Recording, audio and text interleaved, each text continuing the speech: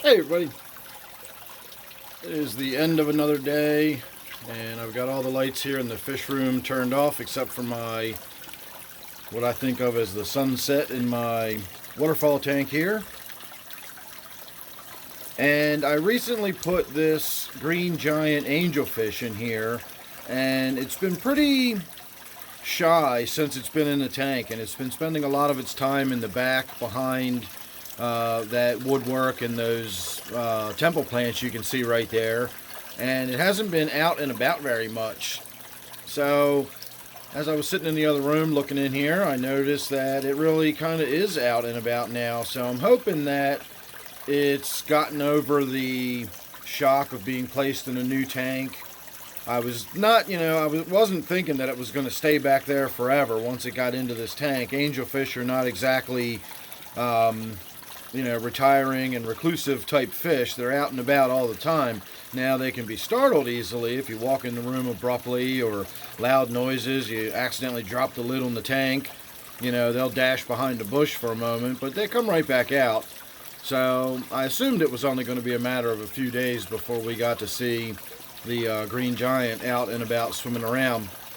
Now, unfortunately, this light is just so bright that when the fish swim underneath of it, you get a little bit of glare and it kind of washes the white balance out on the camera, and you really just don't get the full color. I mean, that's an opaline gourami right there, and you just get none of that beautiful blue iridescent look in the fins.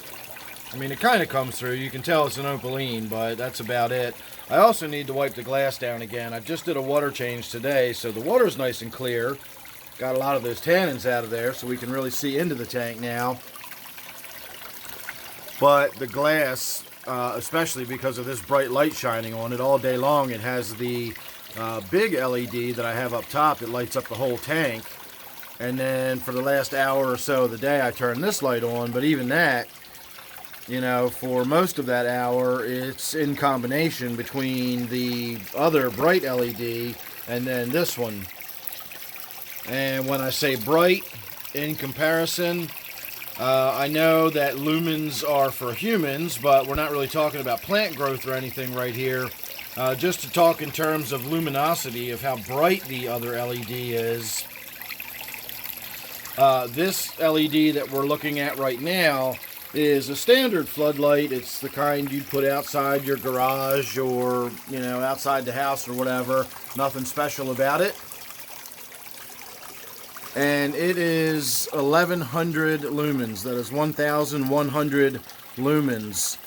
The LED that I have shining during the day that shines on the whole entire setup is 22,000 lumens. So there's just no possible way that the camera can do justice to how much light is actually being dumped on this whole waterfall setup for about 12 hours a day. And it's a very, very high quality light. They're Cree LEDs. Actually, all of them are Cree LEDs. The one we're looking at right now is a Cree LED and has a color output, a color spectrum output that's very, very close to natural sunlight. And then, of course, the bright LED that I have during the day also actually has a higher quality output than what we're looking at now. So this tank really does get the same quality as natural sunlight most of the day, but it does not get the same intensity. Obviously, if this was sitting out in full sun in my backyard, it would, most of these plants would die if they were sitting out in full sun in my backyard. But they do get the good quality spectrum. They just, as bright as that light is, it certainly can't compare to natural sunlight. The sun puts out a lot of light. So, got the quality, and compared to, most fish tanks, I've definitely got the quantity, but compared to the actual sunshine, this has got nothing on actual daylight. So, anyway, just a few minutes looking at the tank now that my angelfish was out. And I figured I would get in here and start rambling on about something. So just winding my day down, I thought I'd share a few minutes of what I think is one of my most beautiful tanks. Now I am going to be getting in here pretty soon and treat for all that green cyanobacteria you can see in there. I don't mind it, but at some point it starts to get unsightly and it gets to be a little too much. In this case, I've got some dead temple plant right there. That's just a stem of a temple plant and the remainder of some roots. And I can just pull that out and pull all that cyanobacteria that's growing on there off of it. You can see it's starting to grow thick enough on the woodwork that it's starting to sort of slough off. You can see this little clump right here is sort of sloughing off of this corner. I could get in there and physically just remove that with my hand. So what I will probably do is get in here with a little siphon hose, or maybe not. Maybe I'll just do a before and after, and I'll give a good look at what a chemi-clean treatment will actually do to all that green cyanobacteria that's growing in there. So right now I'm treating my 125. I just did a second round of treatment, so we've got another day and a half or 2 days of that.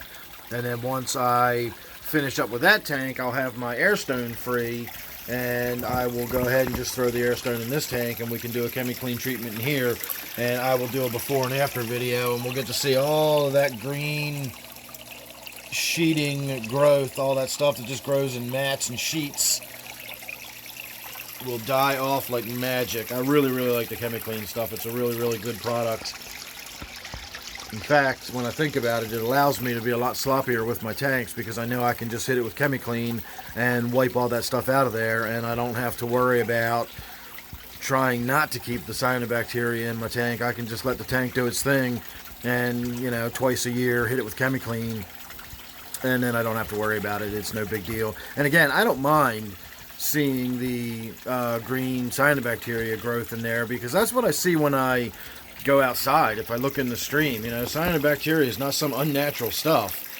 So, you know, to me that looks normal and natural. It's just, you know, it has to stay within a certain balance. It starts getting too much and it starts covering everything, and then it's time to do something about it. And we're getting to about that point. It's starting to look a little unsightly, even by my standards, my rather loose standards of what looks good in the fish tank. So there you go, everybody. Just a little bit of looking at my waterfall tank as the sun is going down, so to speak. So make sure you subscribe. You never know what you're going to get with me. Hopefully once the holidays are over and I get back to my normal regular schedule, we'll be able to get some around the world update going on down here. So make sure you subscribe. You won't miss any of that. And don't forget, this one, of course, is my waterfall tank. So thanks for watching. I'll see you real soon in the next one.